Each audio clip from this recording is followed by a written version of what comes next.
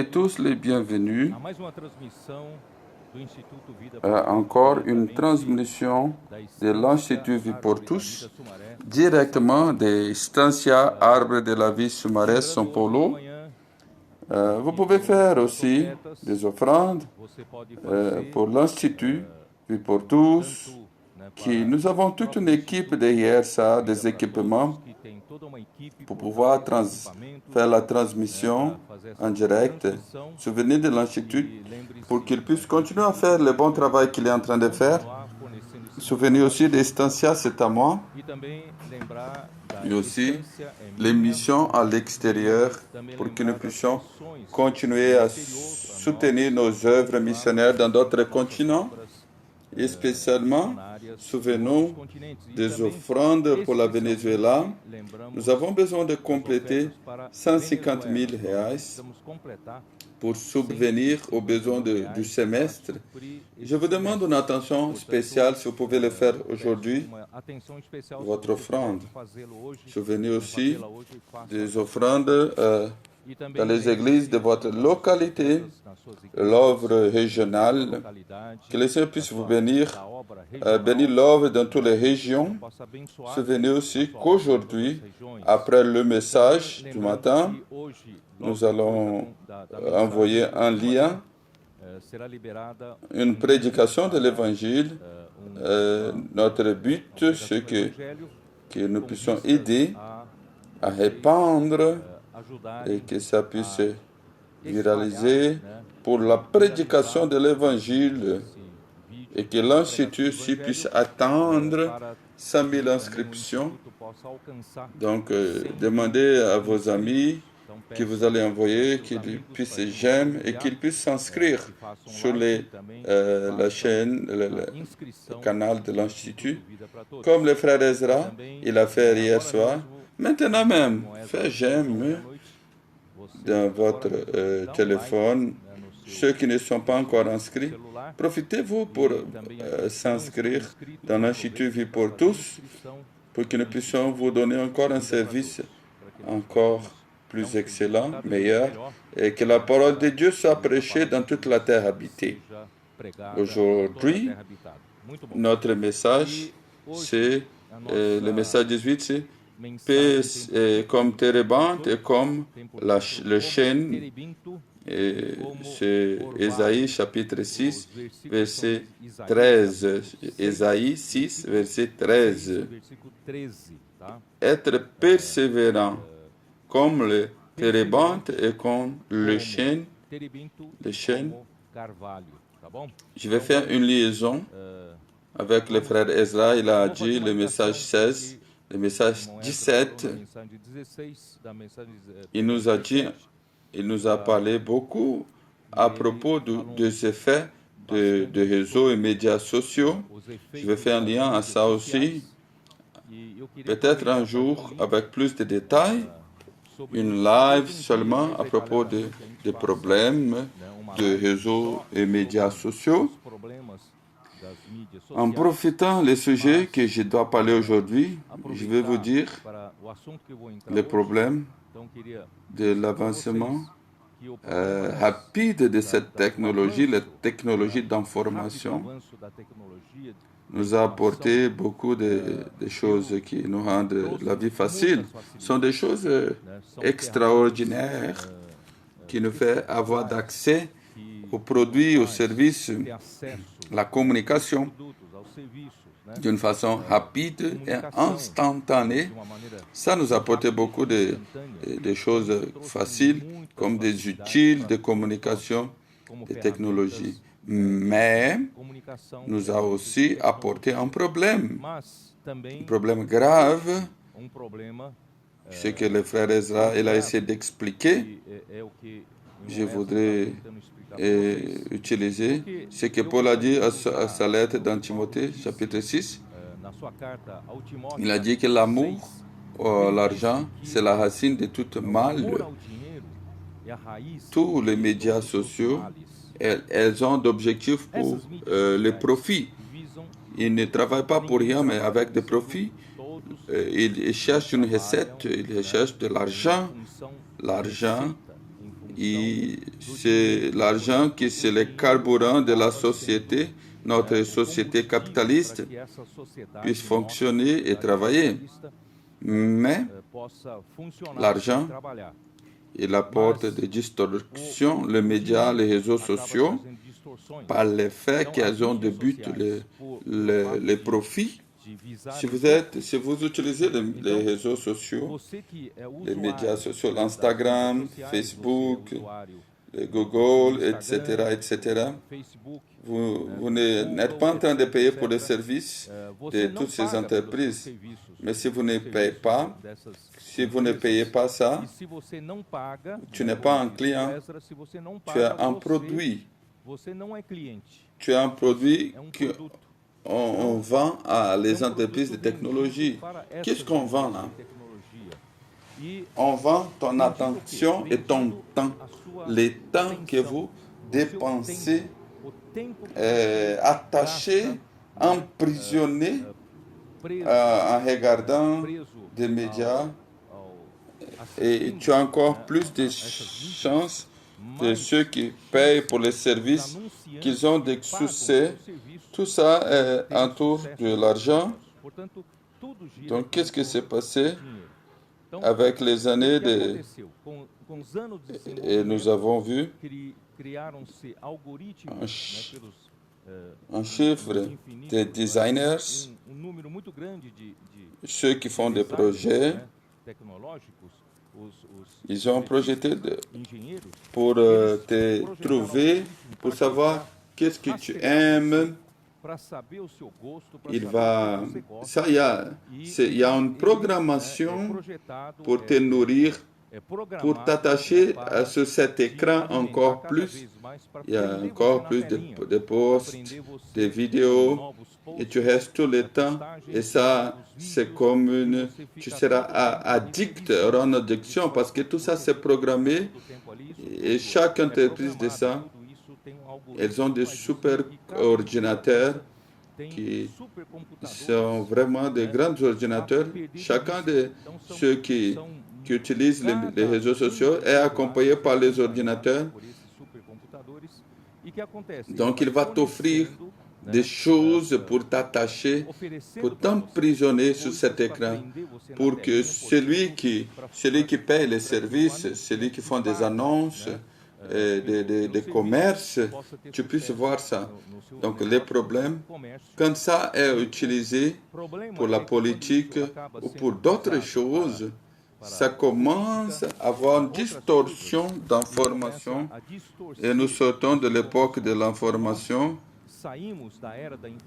et nous entrons dans l'époque de désinformation, les fake news et les vérités qui sont...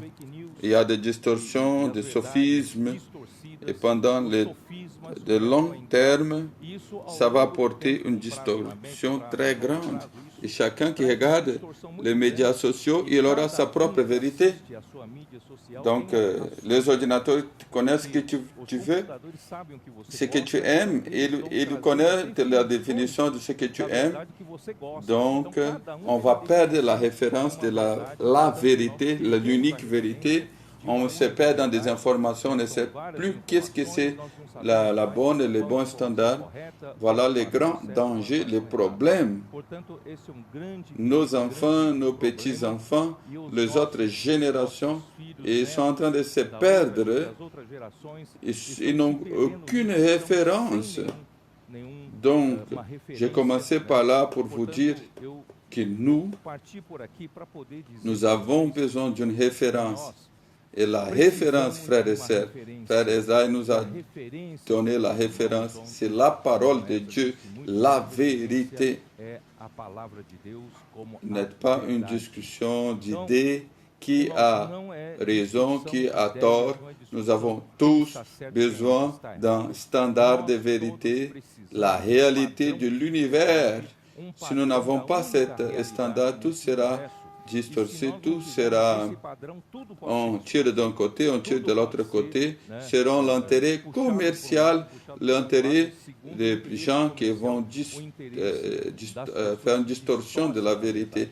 Grâce à Dieu, nous avons la vérité La vérité d'abord est dans la parole, la Bible.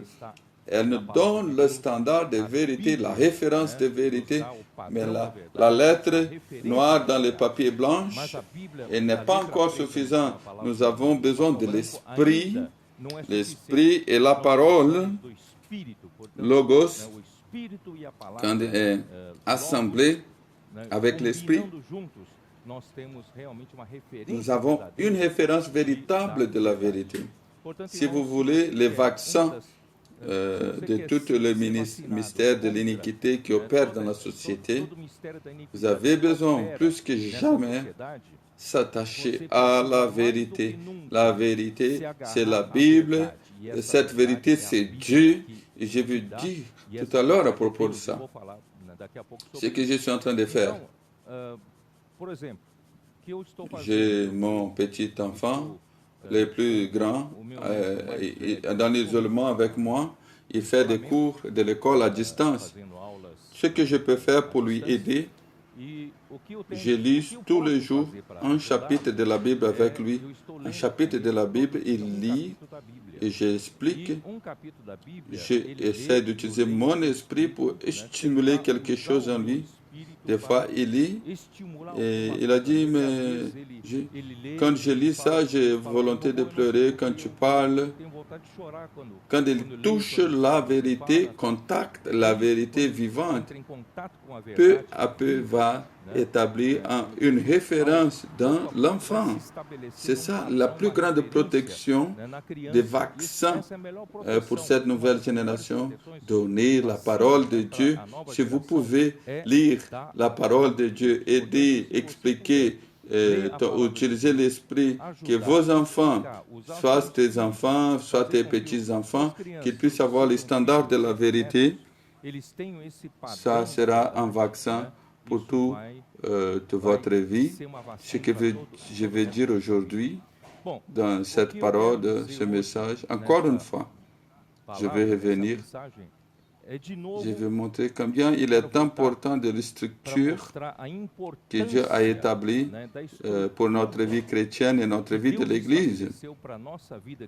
Et Dieu a établi pour l'œuvre chrétienne et l'œuvre de Dieu, si nous ne sommes pas attentifs aux éléments de la structure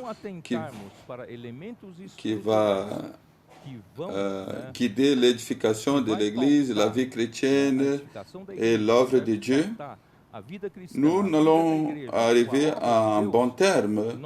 Nous allons être remplis de beaucoup de paroles et de doctrines. Nous n'allons pas arriver dans le bon chemin pour atteindre la maturité et l'édification du corps de Christ. Je vais commencer par là. Le livre des Thessaloniciens, chapitre 1, Thessaloniciens, chapitre 1, à partir du verset 3, il montre les structures. 1 Thessaloniciens, chapitre 1, verset 3, qui nous dit, « Nous rappelons sans cesse devant notre Dieu Père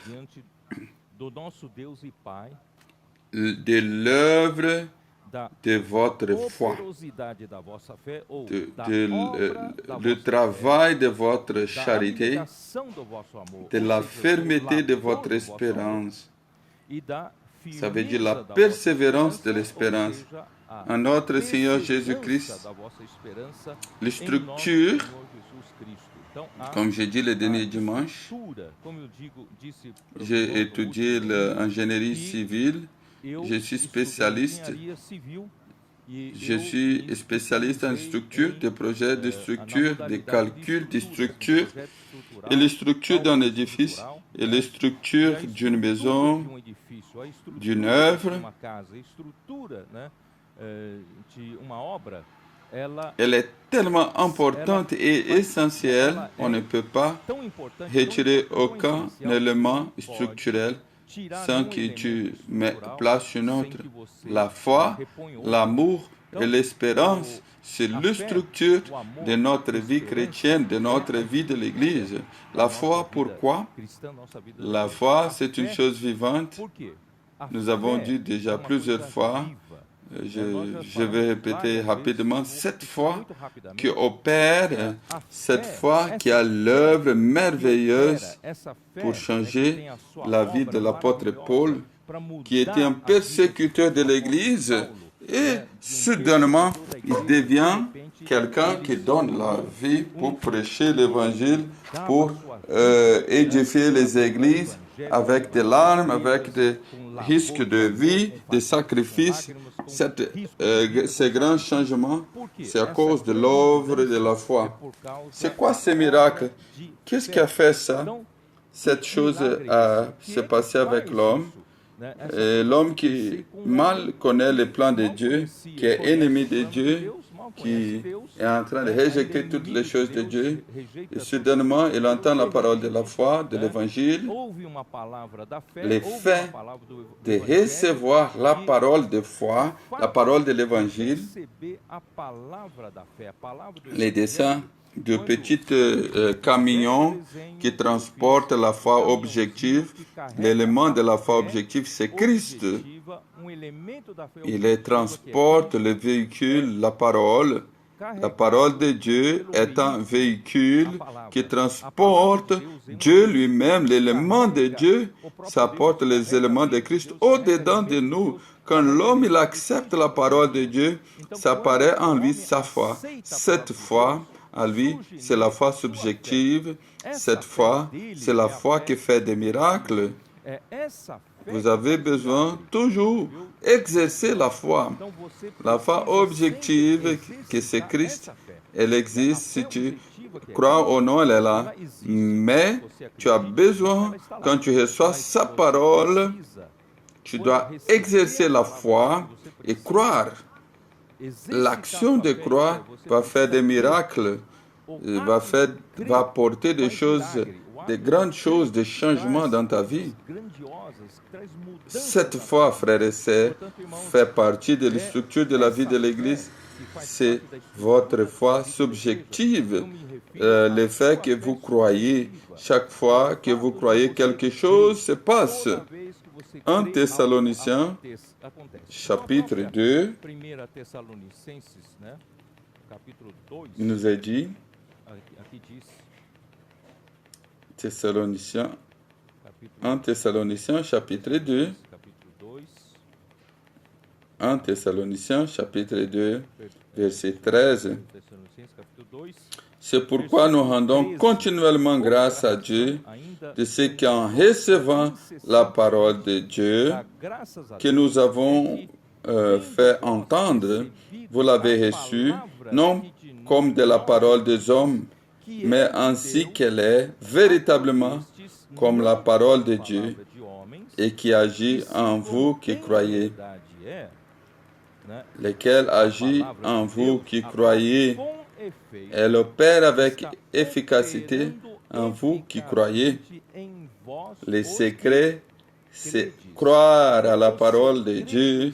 Quand vous croyez à la parole de Dieu, tout ce que cette parole de Dieu apporte dans les camions à vous, elle sera à toi.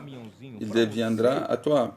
Qu'est-ce que les petites voitures de foi t'apportent de la parole? Hébreux chapitre 11. Hébreux chapitre 11. Nous devons être clairs, frères et sœurs. Hébreux chapitre 11, verset 1. Or, la foi est une ferme assurance des choses qu'on espère et une démonstration de celles qu'on ne voit pas. Cette foi ici, c'est votre foi. Cette foi, c'est l'acte de croire. Quand vous croyez, vous allez recevoir la conviction, vous allez recevoir des choses invisibles, de l'environnement invisible, les sphères invisibles. Quand vous croyez, vous allez recevoir la certitude. La certitude, c'est hypostasis. En grec, hypostasis. Et en portugais, hypostasis. Je vais demander de faire la projection de ce mot. Hipóstase, on utilise en portugais, qui ça veut dire sont les philosophes d'auparavant.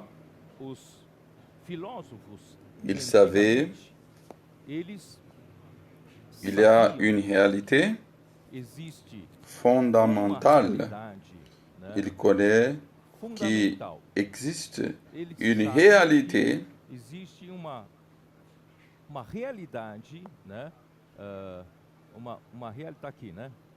c'est une réalité permanente et concrète et fondamentale.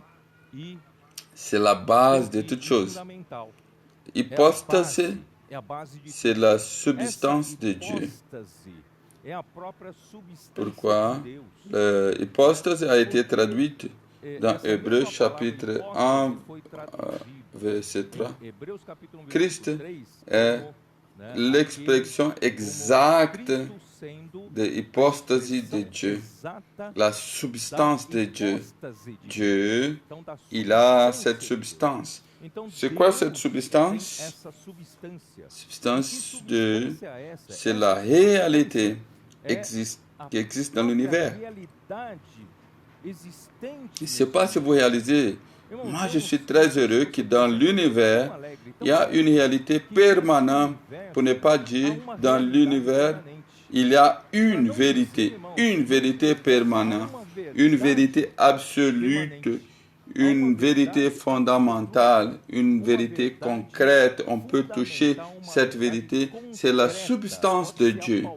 Imaginez, frères et sœurs, si nous avons vu dans l'univers, si nous avons vécu dans le monde sans la référence de la vérité.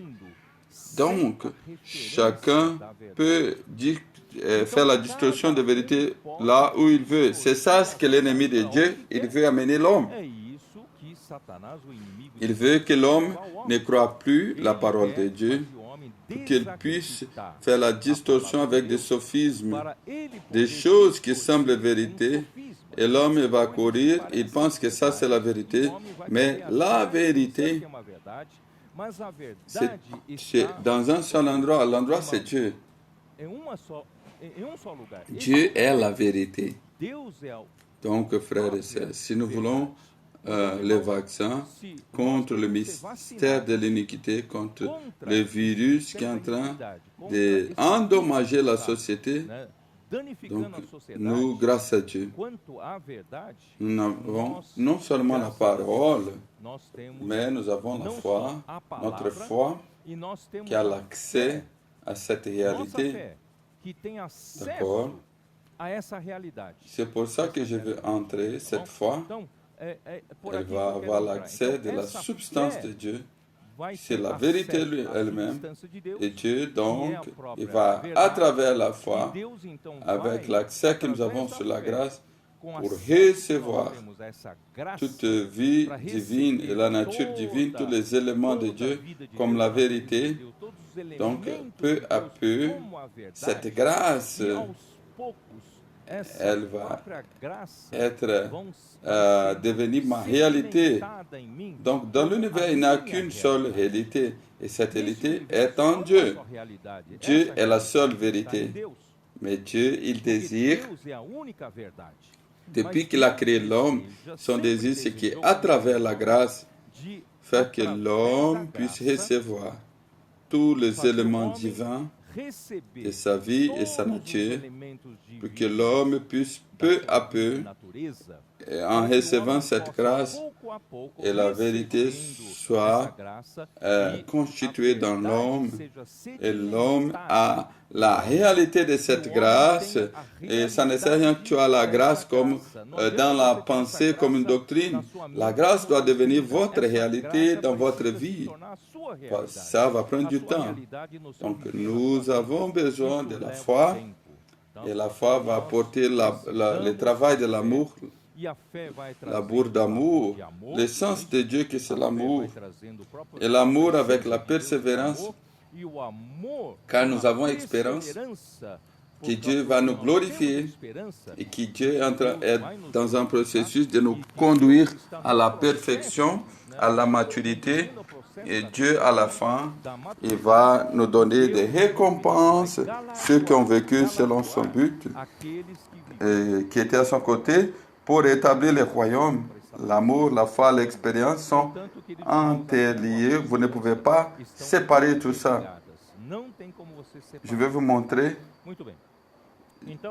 Je veux lier la foi et la vérité dans Jean chapitre 1.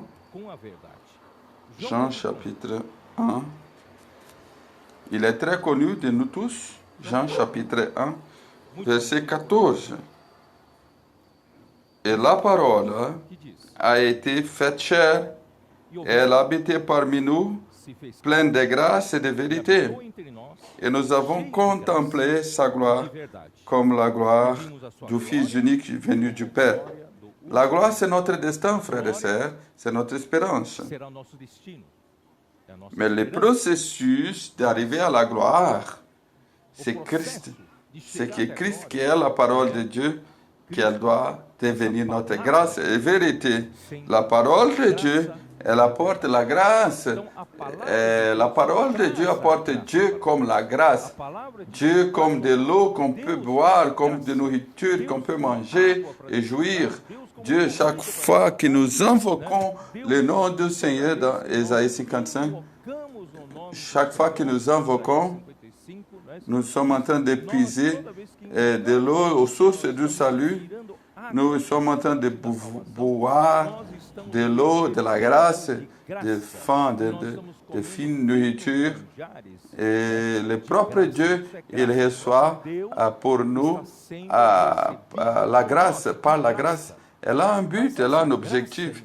Cette grâce, ce n'est pas seulement que nous sommes, grâce à Dieu, j'ai la grâce, mais cette grâce que nous sommes en train de jouir, si elle ne se transforme pas en vérité en moi, si elle ne se transforme pas en réalité en moi, si elle n'a pas arrivé dans l'objectif, et la perfection, elle sera, on peut l'atteindre quand la grâce que nous sommes en train de jouir, elle devient notre réalité. Donc, frères et sœurs bien-aimés, nous ne sommes pas ici en train de jouer d'église. Nous savons que l'église, la vie de l'église, la réalité du royaume des cieux, du royaume des cieux. Elle a l'apparence, il a l'apparence. Plusieurs des gens qui ont cru en Jésus, ils vivent dans l'apparence. Et on peut les regarder, celui-là est chrétien, sont sauvés de péché. Un jour, ils vont entrer dans le ciel, c'est le concept général des chrétiens, mais ça ne sert à rien à voir l'apparence du royaume. L'apparence sont ceux qui ont joui de Christ comme la grâce. Un jour, Christ comme l'agneau immolé, l'agneau de Pâques, est mort pour eux. Donc, ils ont joui de cette grâce. Les péchés sont pardonnés, sont justifiés, sont régénérés par le Saint-Esprit. Comme des enfants de Dieu, ils sont contents. Donc, ils ont resté dans le stage de la grâce. Mais le stage de la grâce a besoin de se transformer à le stage de la vérité. Le processus de transformation de grâce en vérité, c'est le processus de foi, l'amour et l'espérance. L'œuvre de la foi, le travail de l'amour, la persévérance de l'espérance. Cette parole, elle est devenue chair et elle a habité parmi nous. Cette parole s'est fait chair. Elle est venue pleine de grâce, mais elle a aussi apporté la vérité. Dieu veut nous remplir de sa réalité. Dieu veut que nous soyons comme lui, il est. Dans Matthieu 5, 6 et 7, ça parle de la constitution du royaume des cieux. La réalité du royaume des cieux, elle n'est pas plus l'apparence seulement, mais Dieu veut que ses enfants vivent la réalité. La parole que nous prêchons ne doit pas être une parole que nous ne vivons pas. Si nous prêchons cette parole, nous devons vivre la parole de l'évangile que nous prêchons. Elle doit devenir notre réalité, la grâce. Elle doit accompagner de la vérité. Grâce à Dieu, nous avons Christ comme vérité. J'ai beaucoup de versets pour lire. J'espère que vous me suivez. Romains chapitre 1, verset 18. Romains chapitre 1, 18. La colère de Dieu s'est révélée du ciel contre toute impiété et toute injustice des hommes qui retiennent injustement la vérité captive. La vérité, elle a une ennemie.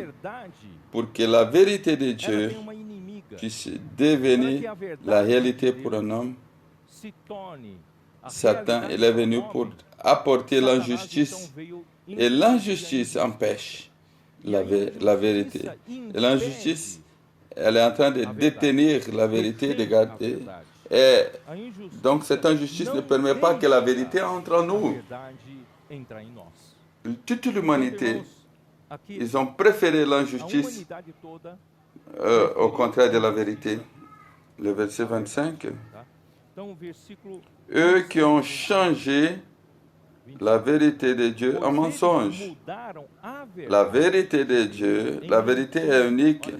Dieu est la seule vérité absolue de l'univers. Mais les hommes, à travers l'influence de Satan, l'homme qui n'était pas connecté à Dieu, il s'est connecté à l'arbre de la connaissance. Il pense qu'il est celui qui a le contrôle, mais dans la vérité, il est connecté à Satan. C'est pour ça que Dieu a livré de tels hommes à l'impudicité et pour déshonorer leur corps entre eux-mêmes. Ils ont changé la vérité de Dieu en mensonge et qui ont adoré et servi la créature au lieu du Créateur qui est béni éternellement. Quand tu es loin, la vérité, l'injustice arrive et toute corruption. C'est pour ça, frère, si nous voulons avoir les vaccins contre toute la corruption, nous avons besoin de nous attacher à la vérité. La vérité est la seule référence que nous avons. Frères et sœurs, l'homme il a besoin de références. La vérité, c'est notre référence. Grâce à Dieu, nous ne vivons pas sans référence. Seigneur Jésus, chapitre 2, verset 2. Nous savons en effet que les jugements de Dieu contre ceux qui commettent de telles choses est selon la vérité. Vous savez, tout homme, il vit une seule fois et tout homme, il va rendre compte. Il y aura un jugement de Dieu. Le jugement de Dieu, il sera basé sur la vérité. La vérité, c'est la référence pour le jugement de Dieu. Pour ça, frères et sœurs, combien il est important pour nous de nous attacher à la vérité. Nous ne pouvons pas nous perdre dans plusieurs sophismes et mensonges, principalement à travers les réseaux sociaux. Que le Seigneur puisse nous garder. Verset 8. Mais l'irritation et la colère à ceux qui, par l'esprit de dispute, sont rebelles à la vérité et obéissent à l'injustice. Ceux qui font des factions, qui divisent, il y a d'autres qui ne font que division. Nous visions à travers les réseaux sociaux de manipuler la société, des pays qui sont manipulés pour les réseaux sociaux. La société, il y a des partis contre partis, il y a les blancs contre les noirs.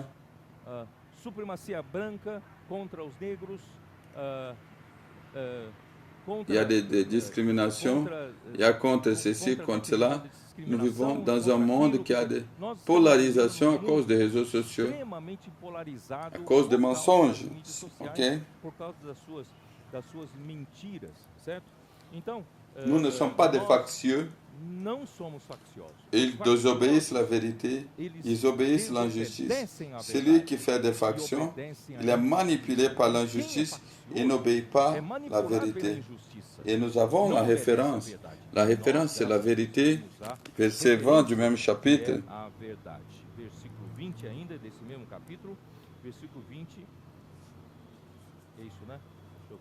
8, nous avons vu. Toi donc, un docteur des insensés, le docteur des insensés, le maître des ignorants, parce que tu as dans la loi la règle et la science et de la vérité. Les hommes, ils peuvent s'attacher à la loi comme si c'est une forme de sagesse, mais la vérité, elle est vivante. Les Thessaloniciens, à travers l'œuvre de foi incroyable, redoutable, qui les a fait convertir des idoles au Dieu vivant et véritable, parce que Dieu est vie, car Dieu est vérité. La grâce et la vérité.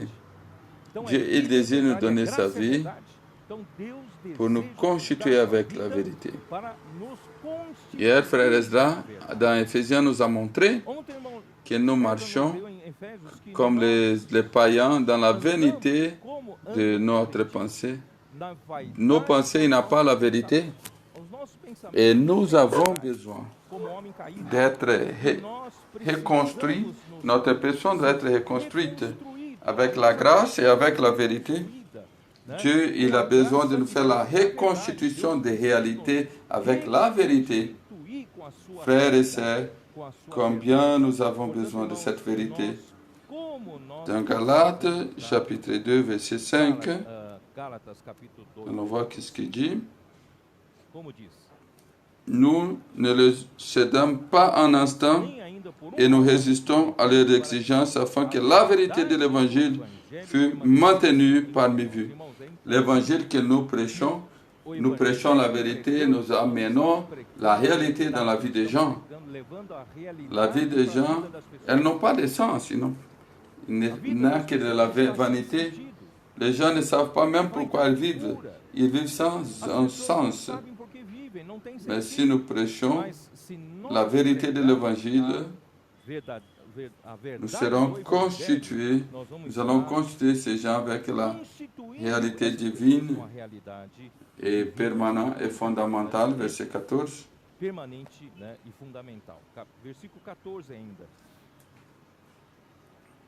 Voyant qu'il ne marchait pas droit selon la vérité de l'Évangile, j'ai dit à Céphas, en présence de tous, si toi qui es juif, tu vis à la manière des païens et non à la manière des juifs, pourquoi forces-tu les païens à les judaïser?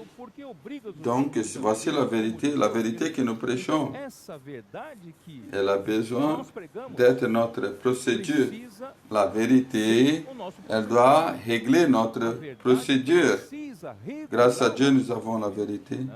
Nous avons la référence. Je ne suis pas perdu, j'ai la référence. Dieu est ma référence. La parole, c'est ma référence. L'Esprit, avec la parole, me donne la référence. Éphésiens chapitre 1, verset 13. En lui, vous aussi, après avoir entendu la parole de la vérité, l'évangile de votre salut, en lui, vous avez cru et vous avez été scellés du Saint-Esprit de la promesse.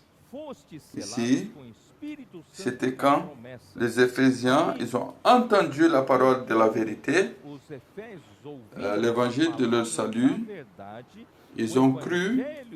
Il est très important d'amener la parole. Cette parole que nous amenons, c'est la parole de vérité. Il n'y a pas plusieurs doctrines que nous apprenons à parler. Nous avons besoin d'amener la vérité, la parole de vérité. Donc, quand les gens croient avec la foi, il y aura un effet tellement fort et la vérité est constituée dans ces gens. Chapitre 4, verset 15. Éphésiens 4, 15. Mais en que professant la vérité dans l'amour, croissons à tous l'égards en celui qui est le chef Christ. Nous avons besoin de suivre la vie de l'Église. La vie de l'Église est pour suivre la vérité en amour. La vérité, elle est froide. Plusieurs fois, pour quelqu'un qui ne connaît pas la vérité ni la réalité, ils jugent les autres avec la règle de la Bible. Non. Tu commences à condamner les autres, juger les autres avec ta règle de vérité qui n'est pas la vérité. La vérité, c'est Dieu lui-même, la propre réalité de Dieu. Elle opère toujours dans l'amour et avec amour. La foi, elle apporte l'amour. L'œuvre de foi apporte l'amour d'amour. Et suivant la vérité dans l'amour, nous allons croître en celui qui est la tête de Christ. Frères et sœurs bien-aimés, j'ai beaucoup de choses à lire. Je veux dire ça dans le live. Je vais arriver à ce point ici. Je vais essayer dans 1 Timothée. 1 Timothée, chapitre 3, verset 15. J'ai laissé plusieurs versets, mais je vais lire à partir d'ici 1 Timothée 3, 15. Mais afin que tu saches, si je tarde, comment il faut se conduire dans la maison de Dieu, qui est l'Église du Dieu vivant, la colonne et l'appui de la vérité. Frères et sœurs bien-aimés, chéris, si nous tous, comme des individus, comme des membres du corps de Christ, comme Église, si nous vivons par la foi, si nous croyons la parole de Dieu, si nous croyons la parole de la vérité, et cette parole, elle va nous dispenser, elle nous dispense la grâce et la vérité. La réalité de Dieu est en train de se constituer en nous. Nous avons des consistances, nous ne sommes pas vides. Nous n'avons plus de vanité, mais nous sommes plus consistants. Nous sommes consistants de Dieu et pleins de la vérité. L'Église, toute l'Église, elle sera la colonne et la base de soutenir la vérité. Nous, les chrétiens, si nous vivons par la foi, si nous avons l'accès à l'hypostasie, si nous avons l'accès à la seule réalité permanente, qui est concrète et fondamentale, qui est dans la substance de Dieu, nous donc, nous avons la vérité, nous avons une référence grâce à Dieu, nous avons la référence. Cette vérité n'est pas seulement notre référence, mais aussi constituée en nous comme la réalité. Comme réalité. Il va arriver un moment que toute la société qui vit avec nous, la société, elle va regarder que nous, comme Église, nous sommes la référence. Car l'Église, c'est la maison du Dieu vivant, la colonne et l'appui de la vérité. La vérité est constituée en nous et nous sommes en train de vivre et elle est en nous. Et les gens peuvent voir visiblement quelle est la référence, quelle est la vérité. L'Église, c'est la vérité. L'Église soutient la vérité. L'Église est la colonne et base de la vérité. Frères et sœurs bien-aimés, j'espère que vous avez me suivi ce que je veux montrer. Oh Seigneur Jésus, je veux vous montrer. Nous avons reçu tellement de révélations dans les 3 dernières années et un peu plus. Après que le frère, donc, il a utilisé pour établir un fondement solide dans l'œuvre de Dieu. Nous avons dans une nouvelle étape, nous avons reçu beaucoup de révélations, mes frères et sœurs chéris. La parole, la révélation en parole, elle doit devenir des réalités. Ça ne sert. Si on garde tout ça dans notre tête, toutes ces révélations, ça ne sert à rien de voir toute cette parole merveilleuse que nous avons reçue toutes ces années comme un magasin de connaissances dans notre tête. Dieu veut faire que toute cette révélation que nous avons reçue puisse se transformer en réalité dans nos vies. Et pour que ça soit la vérité, voici le problème. Malheureusement, nous, les hommes, nous ne connaissons pas nous-mêmes. Le cœur de l'homme, il est corrupt, méchant. Personne ne sait pas exactement les impurités que chacun possède encore et Dieu. Il a besoin de retirer les impurités, la vanité, les injustices pour qu'il puisse mettre lui-même sa vie, sa nature, principalement sa réalité, sa vérité. Dieu, il a besoin de mettre ça en nous. C'est pour ça, frères et sœurs, nous avons besoin de continuer à exercer notre foi, la parole prophétique, la parole fondamentale. Tout ce que Dieu nous parle, nous devons exercer, nous devons croire. Mais nous avons besoin de labourer dans l'amour et utiliser ce qui nous a été transféré à travers la parole vers notre intérieur et engendrer en nous cette responsabilité de prendre soin des gens. Et ça nous a montré que www, c'est web, le net, c'est comme un filet. C'est un filet comme d'araignée. C'est une piège. C'est une piège. Faites attention. L'araignée, il fait des filets comme un piège pour ceux qui n'ont pas de référence, ceux qui ne connaissent pas la vérité, ceux qui aiment l'injustice, ils vont tomber dans cette araignée-là. Mais nous avons besoin, mes frères, de monter pas un filet. Nous devons engendrer comme un réseau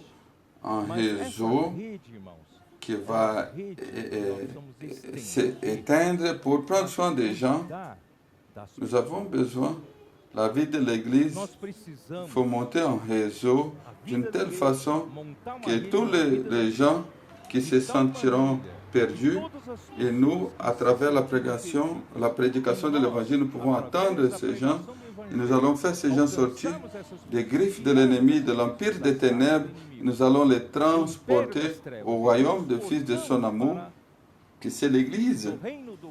Nous avons besoin, frères et sœurs, nous avons besoin d'un réseau de soins pour que les gens nouveaux qui arrivent au milieu de nous, le comportage dynamique, est en train de contacter beaucoup de gens.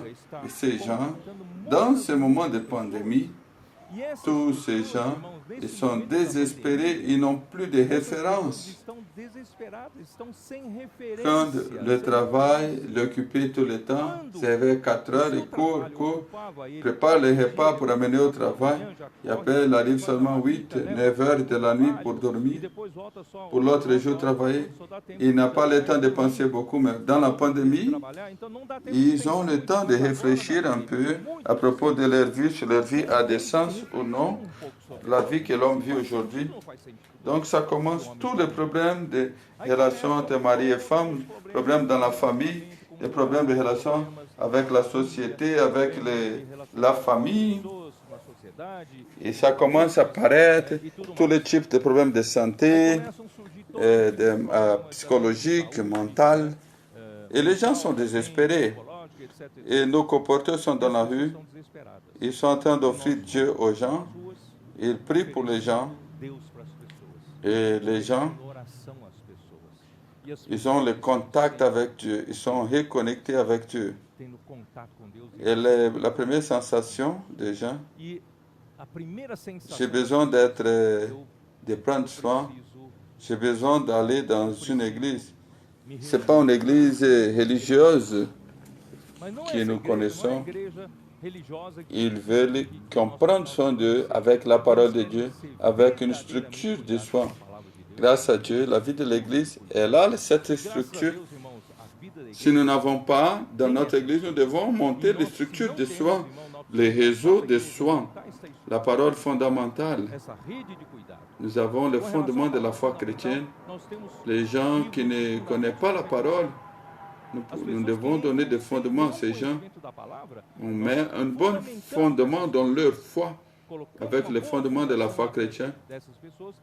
Nous avons le fondement de leadership chrétien pour aider ceux qui peuvent aider les autres. Et nous avons tellement de livres, non seulement de l'évangile de la grâce, mais aussi de l'évangile du royaume, qui reconnectent les gens avec Dieu, non seulement par l'esprit, mais en permettant que Dieu transforme l'âme, la connexion de l'âme. C'est ça ce que l'homme a besoin. Nous avons des groupes familiaux, nous avons avancé jeunes gens, soit avec les adolescents, les services des enfants, services des femmes. Nous avons les services de troisième âge pour les couples, nous avons les services de tous les types. Alors, mettre tout ça en action pour fonctionner. C'est un réseau de soins pour que ces gens, dans la pandémie, elles cherchent, elles sont exhaustes. Avec la prière, elles sont reconnectées, mais elles ont besoin d'aide, de continuer à recevoir d'aide. Nous avons besoin urgemment d'établir un réseau de soins. Alors, frère, ça va exiger la persévérance. La parole persévérance en grec, hypomone en grec, hypomone. Je veux demander de mettre cette phrase ici. Hypomone, hypomone, pardon, c'est la parole persévérance. C'est où la phrase?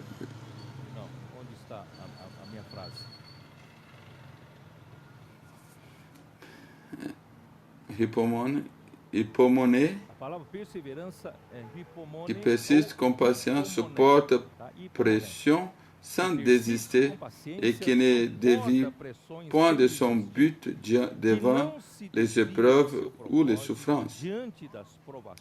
Oh, frères et sœurs bien-aimés, nous avons besoin de l'œuvre de la foi qui transforme, qui apporte des miracles.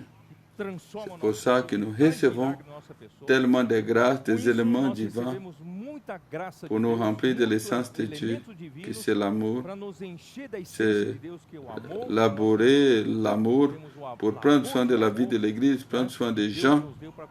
Mais ça exige encore la persévérance. Si nous n'avons pas la persévérance, quand il y aura une situation difficile, une tribulation plus forte, vous allez désister. Une mère, quand elle engendre un enfant, elle ne peut plus désister. La mère ne peut pas désister. Elle ne peut pas dire « Ah, je suis tellement fatigué, je n'ai plus moyen de prendre soin de cet enfant. Je vais désister de cet enfant. » Toute mère, elle doit avoir la persévérance. La persévérance, elle fait partie de la structure de la vie chrétienne. Cette persévérance, elle apporte la souffrance. Ça ne sert à rien de parler de la persévérance s'il n'y a pas de souffrance. Romains chapitre 5, verset 12,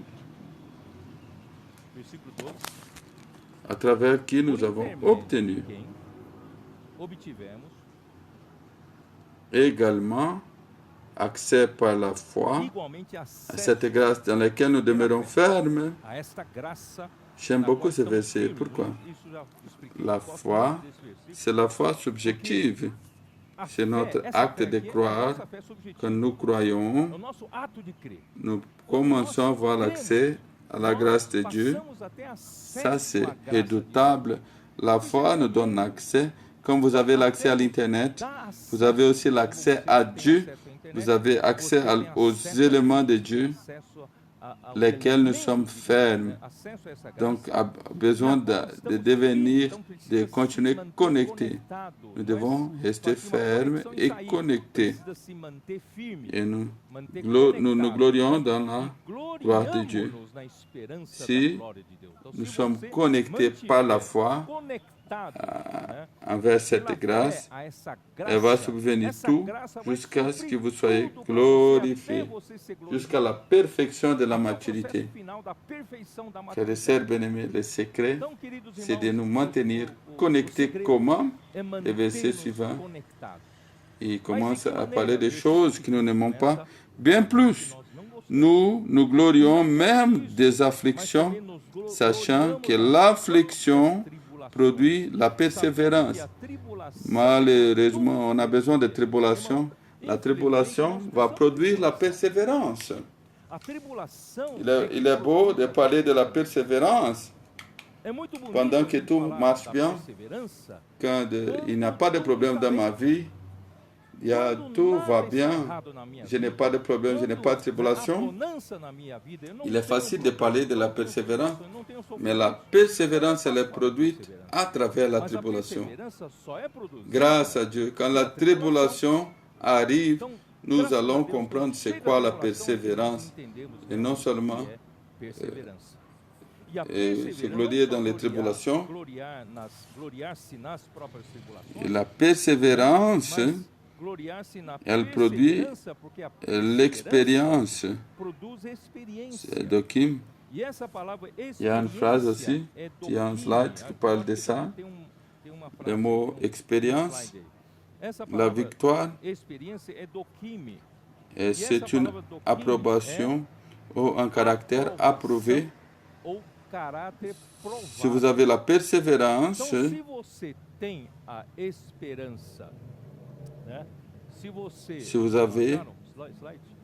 si vous voulez avoir la persévérance, là, il faut avoir la tribulation.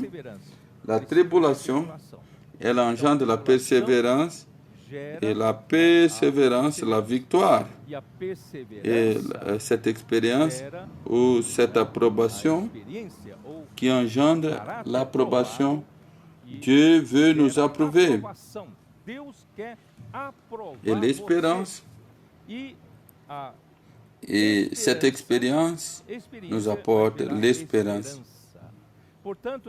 La persévérance,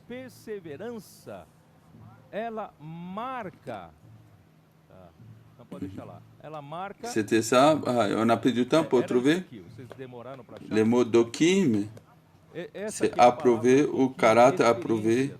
Ça veut dire l'approbation.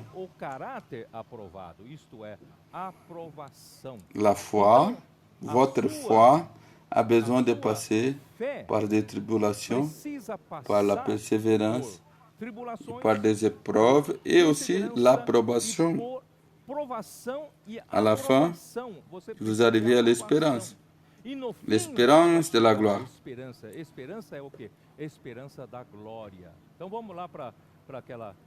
Allons passer pour les prochains.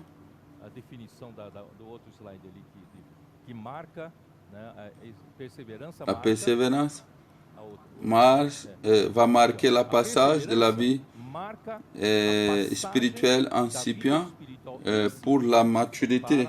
Souvenez bien, vous avez besoin de la persévérance. La persévérance comme un passage, comme un ticket pour pouvoir aller de cette vie spirituelle incipient jusqu'à la vie spirituelle mature. Il faut passer par la persévérance. C'est la persévérance qui va marquer.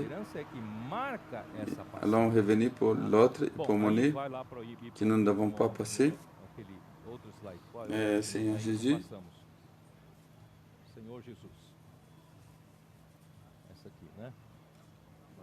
Voici les mots persévérance.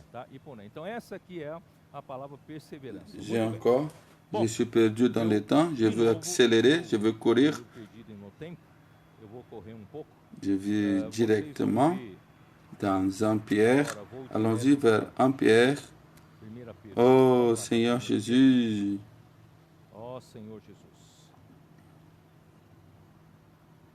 1 Pierre,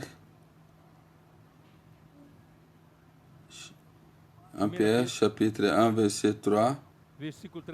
Béni soit Dieu, le Père de notre Seigneur Jésus-Christ, qui selon sa grande miséricorde nous a régénérés pour une espérance vivante par la résurrection de Jésus-Christ d'entre les morts, pour un héritage qui ne se peut ni corrompre, ni souiller, prédit lequel est réservé au ciel pour vous, vous qui, par la puissance de Dieu, êtes gardés par la foi pour le salut, prêts à être révélés dans les derniers temps. Grâce à Dieu, nous avons la foi, l'amour et l'espérance. Et à la fin, nous avons l'héritage, qui c'est une errance qui est réservée dans le ciel pour nous, mais pour arriver là-bas, nous avons besoin du verset 6. C'est là ce qui fait votre joie, quel que maintenant, puisqu'il le fait, vous soyez attristés pour un peu de temps par diverses épreuves. Il y a ce besoin pour que vous passiez d'une vie qui est enfant dans la foi, petite dans la foi, si vous puissiez avoir des expériences. C'est à travers les épreuves, vous serez approuvé. Il faut passer par les épreuves. S'il est nécessaire, n'allez pas demander ce n'est pas nécessaire. Tout ce qui se passe dans notre vie, il est nécessaire. Verset 7, pour qu'une foi, afin que l'épreuve de votre foi, plus précieuse que l'or périssable, cependant qui est éprouvée par le feu, a pour résultat la louange, la gloire, l'honneur lorsque Jésus-Christ apparaîtra. Ici veut dire que notre foi, elle a de la valeur, elle a une valeur. Cette valeur, elle dépend de la pureté. C'est comme les minéraux de l'or. Vous avez de l'or, il y a beaucoup d'impurités qui sont mélangées et le minéraux, il a de la valeur. Plus l'or, il est dépuré, apuré, plus des éléments impurs sont retirés, plus cette même foi, plus est raffinée, il y aura plus de valeur. On va ajouter de la valeur, augmente. Qu'est-ce que fait la valeur de notre foi qui puisse augmenter de la valeur? C'est la pureté. Qu'est-ce qui fait de notre foi gagner de la pureté? C'est à travers des raffinements par le feu. Qu'est-ce que c'est l'apuration par le feu? Ce sont les tribulations. Les tribulations sont comme du feu qui vont éliminer des choses naturelles, les impuretés. Et la valeur de notre foi augmente. L'or, quand il arrive à 99%, il arrive presque à la valeur maximale. Dieu est en train de faire ça. Ça ne sert à rien d'avoir beaucoup de minéraux. Il n'y a que seulement une pépite d'or. On doit apurer, mettre du feu jusqu'à ce que la valeur de notre foi puisse augmenter avec la pureté de notre foi. Ne rejetez pas les tribulations, frères et sœurs bien-aimés. Je veux m'utiliser comme un exemple. Je veux m'exposer un peu. Je ne veux pas, je veux m'exposer pour avoir un peu plus de compréhension. C'est une histoire, c'est une expérience. Peut-être c'est simple pour quelques-uns, mais je veux dire une chose à vous. Dans la semaine de la conférence internationale qui a commencé le 5 septembre, nous avons fait toute la semaine la conférence à São Paulo. Dans le dimanche, le 6, moi j'avais 2 messages pour administrer, un message le matin, un message le soir. Le matin, je suis allé très tôt. Moi et 3 frères qui étaient avec nous, nous sommes sortis d'Estancia, nous sommes allés à São Paulo. Et j'ai partagé le premier message à propos de la vision panoramique, le message 3. Grâce à Dieu, nous sommes reposés dans la maison d'un frère. Le soir, nous avons libéré un autre message, l'œuvre de la foi. C'est une charge lourde, un désespoir de pouvoir m'exprimer. Ça m'a épuisé les énergies, ça a augmenté le stress, que les frères puissent comprendre qu'est-ce qu'il y avait tout dans mon cœur. Nous sommes rentrés de São Paulo très tard, le 6. Le 7, c'était un jour férié. Les frères de São Paulo nous ont invités pour faire inaugurer le beau café au Morumbi. J'ai rentré encore à São Paulo. On a eu un jour merveilleux avec les frères. Dans le retour de São Paulo vers Estância, j'ai commencé à avoir mal au dos. De mardi vers mercredi, j'ai demandé de ma fille, qui est physiothérapeute, faire un traitement sur le dos pour la douleur. Le jeudi matin de cette semaine, j'ai réalisé que j'ai perdu les forces du bras droit. Dans ce moment,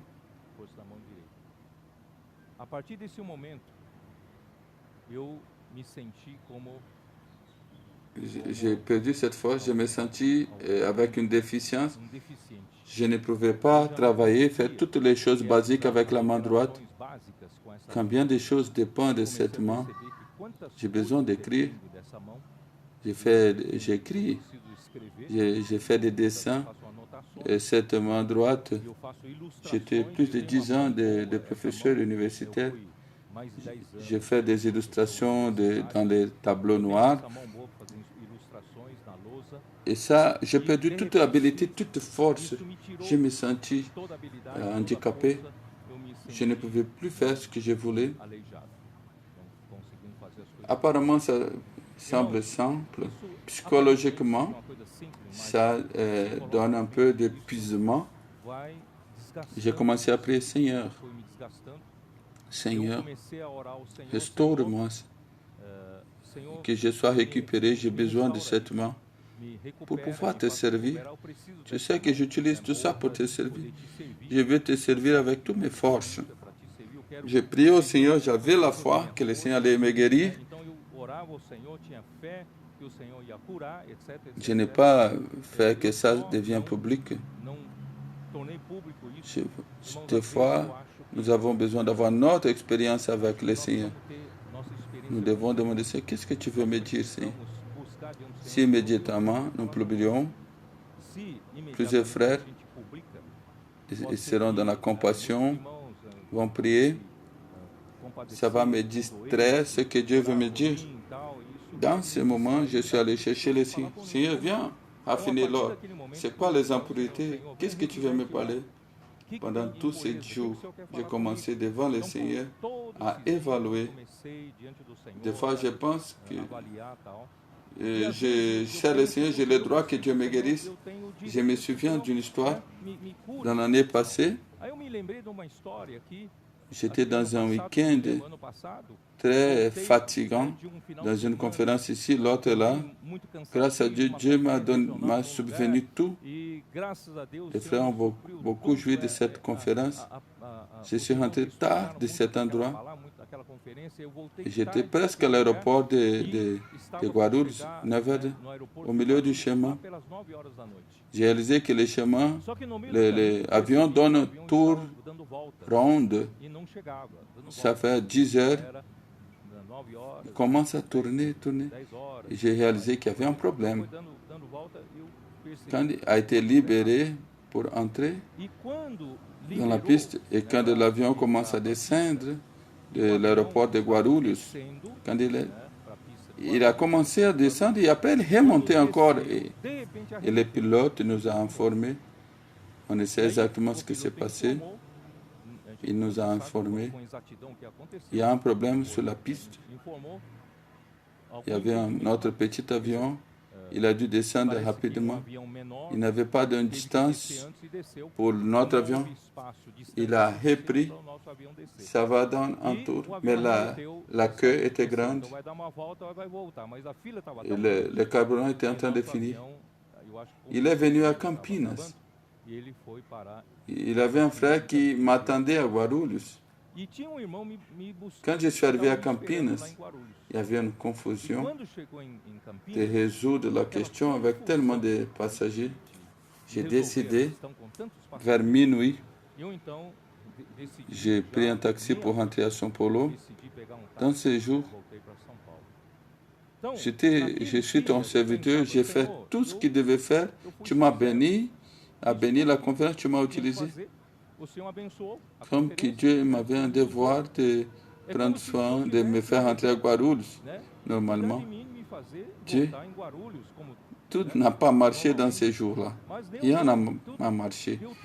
J'ai réalisé que notre vie, elle n'est pas faite sur de tranquillité, de mer de rose et de ciel bleu. Mais Dieu, il permet que des choses arrivent. C'est pour notre expérience, pour que nous soyons éprouvés et testés. Dieu veut nous approuver. Cette persévérance va engendrer cette approbation. Cette approbation va apporter l'espérance de la gloire. Frères et sœurs bien-aimés, comment va maman? J'ai déjà fait depuis un mois plusieurs analyses. J'attends un dernier résultat, un diagnostic. Il y a un nerf qui était pensé, mais de toute façon, je ne veux pas vous inquiéter. Je vous ai dit une chose pour montrer comment nous tous, le Seigneur, quand il est nécessaire, il nous donne des tribulations. Au milieu des tribulations, vous devez venir devant le Seigneur pour nettoyer des impuretés, pour être éprouvé et approuvé, pour que vous soyez encore plus mature et plus utile entre les mains du Seigneur. Mon temps est déjà fini et je dois finir avec les térébintes. Ésaïe, chapitre 6, que les frères puissent me supporter encore plus. Ésaïe, chapitre 6, verset 13. Ésaïe 6,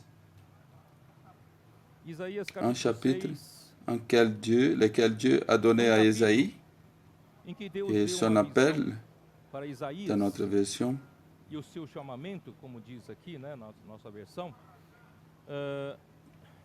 Pour qu'il puisse voir qu'il y a un Dieu qui est assis sur un trône exalté.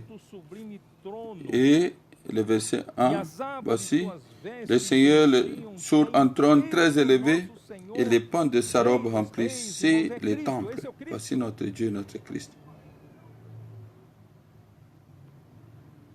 Le peuple d'Israël, la situation du côté de Juda principalement, quand Uzi est mort, il n'était pas bonne.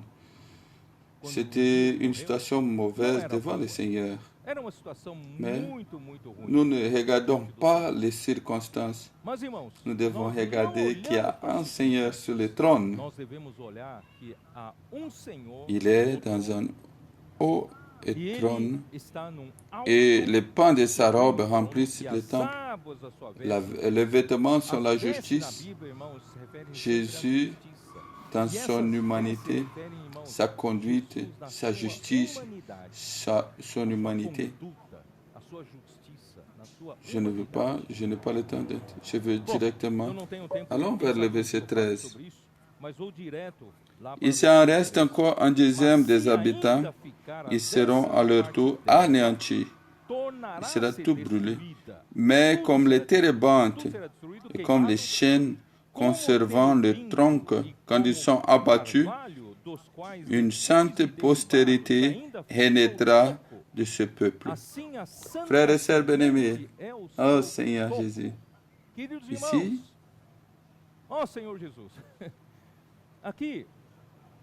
je vais raconter une histoire encore. Une fois, on allait dans une conférence de la région de Belo Horizonte, à Contagem, les frères de Varginha, au sud de Minas, ils étaient tellement gentils. Ils m'ont pris avec un minibus, et la nuit antérieure, que nous avons mangé dans un restaurant chinois, qui s'appelle Shifu, ils étaient tous contents. Nous avons parti le beau matin pour Belo Horizonte. En route, beaucoup de communions. Dans ces moments informels de communion, il y a beaucoup de lumière. En route, il y avait 2 ou 3 frères de la famille Chen et Carvalho, ça veut dire Chen, et j'ai eu question de lire, de parler aux frères. Qu'est-ce que ça veut dire le chêne? Pourquoi dans la Bible, quand Dieu il fait une promesse à Abraham, il a choisi un endroit où il y avait le chêne? La Genèse chapitre 12, Genèse chapitre 12, du verset 1 jusqu'à 6. L'Éternel dit à Abraham, va-t'en de ton pays, de la patrie, de la maison de ton père, va, le pays où je te montrerai, je ferai de toi une grande nation, je te bénirai, je rendrai ton nom grand, et tu seras une source de bénédiction. Verset 6. Abraham parcourut le pays jusqu'à nommer Sichem, jusqu'au chêne de Morée. Les Cananéens étaient alors dans le pays. Ici nous a dit, allons nous rencontrer à São Paulo, dans l'avenue Paulista. C'est une référence. Ici, la référence, c'est une chêne, c'est un arbre, le chêne de Morée. Si cet arbre était un arbre facile périssable, elle ne pouvait pas devenir une référence. Dans 50 ans, elle ne serait plus là-bas. Le chêne certainement est un arbre résistant qui devient une référence pour des années et des années. Genèse chapitre 13, verset 18. Et Abraham va s'étendre et va habiter parmi les chênes des Mamré qui sont près d'Hébron et bâtit un autel à l'Éternel. Les chênes, c'est une plantation de chênes. C'est un conjoint de... Je ne veux plus lire. Et Sichem et Hébron sont des endroits Hébron où Dieu a apparu à Abraham. Il avait des chênes comme des références. Dieu a besoin de références sur cette terre. Les gens qui vivent avec nous, ils ont besoin de références. Oxalá, si les gens puissent dire, il y a une chaîne là, ici, il y a plusieurs chaînes. Ici, il y a une église du Seigneur.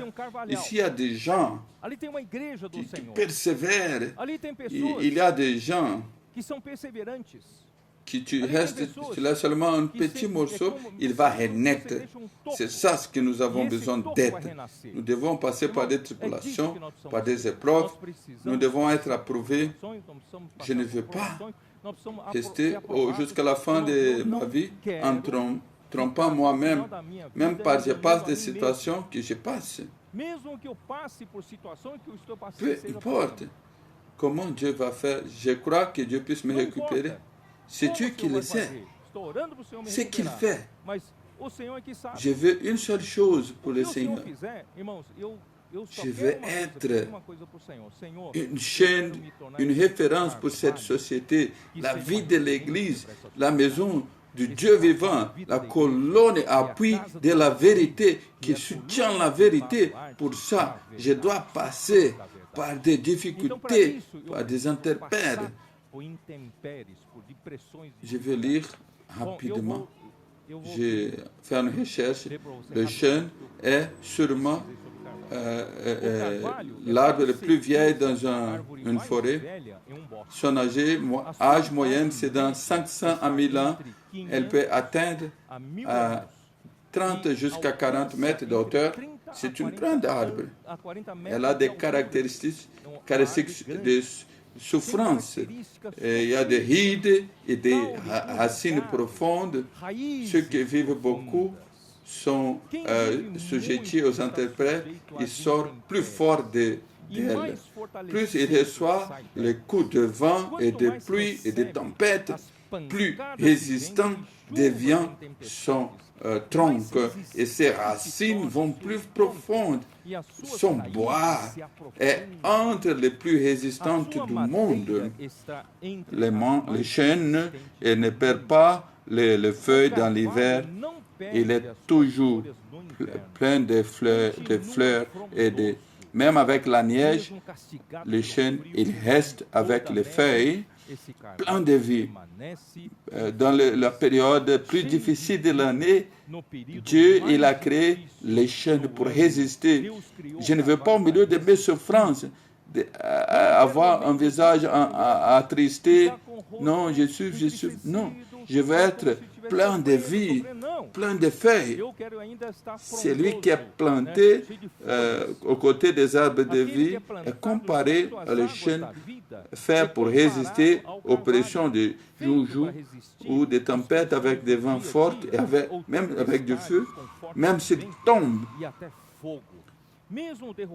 Et même après tomber, il est difficile d'arracher son reste parce que les racines sont profondes et le chêne va sortir des rejetons. Voici la persévérance, même s'il est tombé. Donc, quand il y a la vapeur de l'eau, il va sortir des rejetons. Les térébinthes, c'est une des arbres les plus fascinantes et de la même famille de chênes. Il est très résistant dans l'hiver. Les feuilles ne tombent point. Et il change de feuilles seulement dans le printemps. Et la taille est 10 mètres. Et le térébinthe exhale le parfum qui peut être senti plus d'1 kilomètre de distance.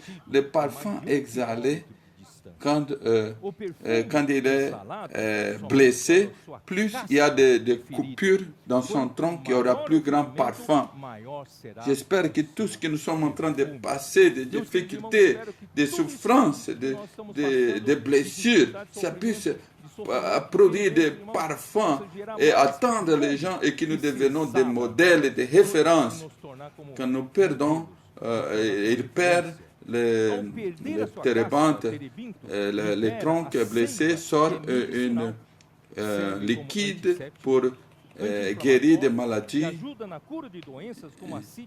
Et il y a plusieurs maladies dans le foie qui sont guéries par ça. Plus le térébinthe est blessé, plus de parfums est exhalé, plus de guérison il peut apporter aux autres.